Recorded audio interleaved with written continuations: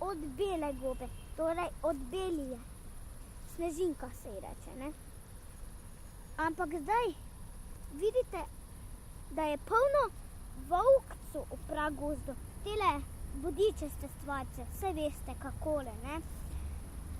Torej ta oddaja gob je nekako zelo povezana z nekakšnimi gobami. Torej zdaj vam bom govorila o snežinki in o pragobi.